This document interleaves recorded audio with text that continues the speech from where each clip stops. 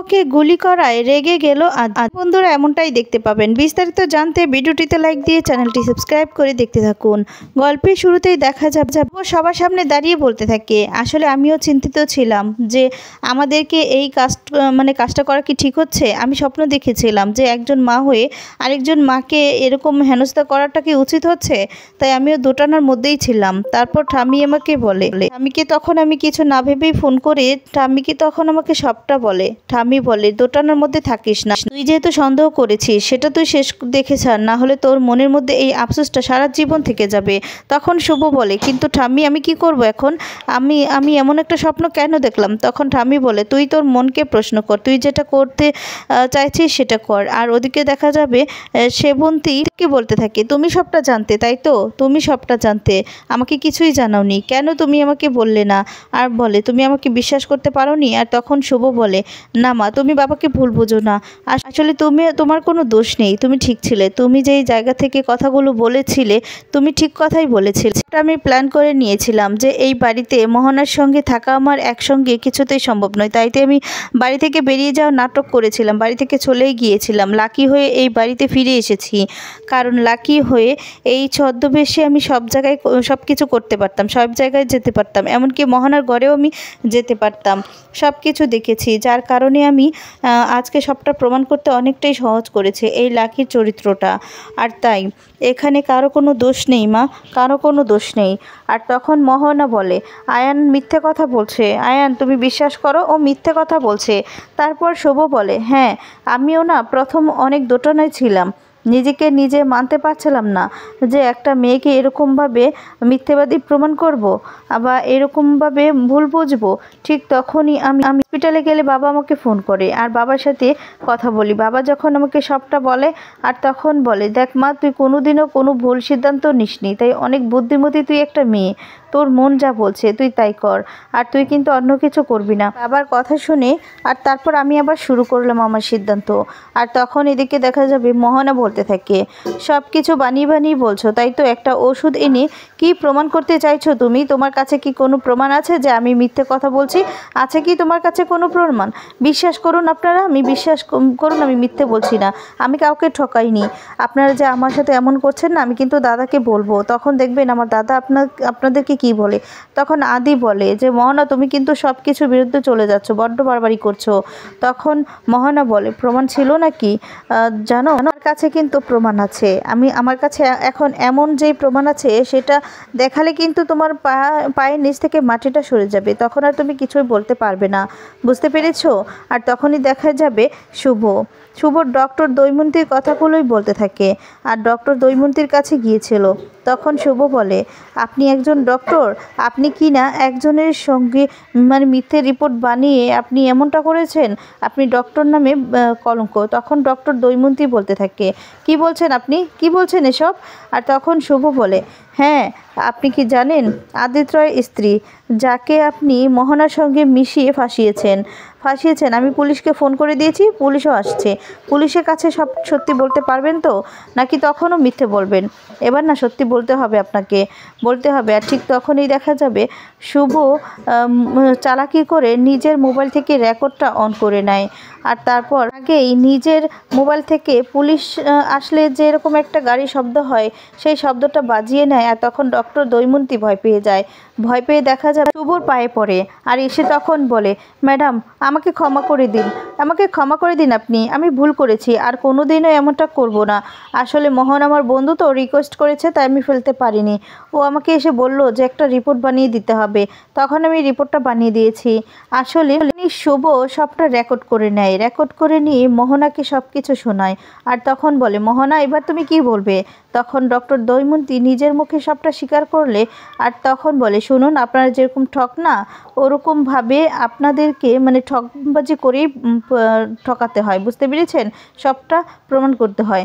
আর বলে, কোনো পুলিশ আসেনি, আপনারা মিথ্যের আশ্রয় তো এতদিন নিয়েছেন, আমি নয় একটা মিথ্যে দিয়ে সত্যিটা বের করি, আমার মোবাইল থেকে হর্ন বাজিয়েছি। তখন দেখা যাবে দৈমন্তী বলে, আপনি এভাবে আমাকে ঠকালেন? তখন শুভ বলে, আপনারা যেরকম ওরকমভাবেই আপনাদের থেকে প্রমাণটা নিতে হয়েছে। এদিকে তখন মোহনা বলে, মিথ্যে কথা, সব কিছু মিথ্যে। আর তখন আদির বাবা বলে, একদম চুপ, কোনো বাজে কথা বলবে না তুমি। তোমার এত বড় সাহস, তুমি কি না আমার ছেলেকে প্রেগনেন্সি রিপোর্ট নিয়ে মিথ্যে কথা বলেছো, আর আমরা তো বিশ্বাস করেছিলাম। আর তখন বলতে থাকতে বলে, বিশ্বাস করুন আমি মিথ্যে কথা বলছি না, এটা যে দৈমন্তীর গলা সেটা কি করে প্রমাণ করবে। আর তখন শুভ বলে, শোনো, ডক্টর দৈমন্তীকে ইচ্ছে করলে আমি এখানে নিয়ে আসতে পারি, আর উনি এখন যেভাবে ভয় পেয়ে আছেন আমি যা বলবো তাই শুনবে, কারণ নিজেরও তো একটা ভয় বলতে কিছু আছে, নিজেকে বাঁচাতে না সব কিছু করবে। তখন তুমি কি করবে মোহনা? আর তখন বলে যে তুমি এইভাবেই তুমি একটা মাতৃত্ব নিয়ে ছেলে খেলা করলে। সেবন্তী কথা বলতে থাকে আর বলে, একটা মেয়ের জন্য মা হওয়াটা কতটা গুরুত্বপূর্ণ, একটা স্বপ্নের ব্যাপার, তুমি সেটা জানো? কত একটা দূর মুহূর্ত, তুমি কি সেটা জানো? সেটা নিয়ে তুমি মিথ্যে কথা বললে। আর তখন দেখা যাবে আদির কাছে যায়, গিয়ে তখন বলে, আয়ান তুমি আমাকে ভুল বুঝো না প্লিজ, আমি তোমাকে ভালোবাসি, আমি তো তোমাকে বাঁচিয়েছি, আর যখন তোমার পাশে কেউ ছিল না তখন আমি ছিলাম। আদি তখন বলে, তোমাকে আমার বন্ধু ভেবেছিলাম মোহনা, কিন্তু তুমি সেই সুযোগটাই নিলে।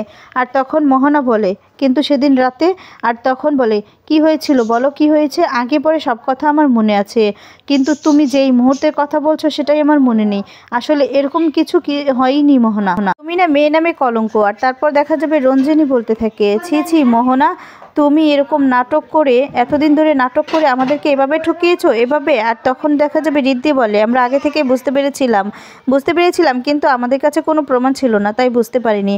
আর ওদিকে মোহনা ডোনার কাছে যায়, গিয়ে তখন বলে, ডোনা তুমি আমার পাশে আছো তো পাশে। আর তখন পূর্বী বলে যে বলে, সাথে তো পূর্বীও আছে। হ্যাঁ, রঞ্জিনী বলে, ওরা দুজন তো সারাক্ষণ ওর সাথে হাত মিলিয়ে কাজ করেছে, হাত মিলিয়ে সবসময় গল্প করতো। ডোনা তখন বলছে, আমি যা করেছি সবটা আমাদের পরিবারের কথা ভেবেই করেছি। আর তখন এদিকে বলতে থাকে, তুমি আমাদের পরিবারের স্বার্থে করেছো? বলো কি স্বার্থে করেছো? তোমাদের দেখে না আমি পুরো অবাক হয়ে যাচ্ছি।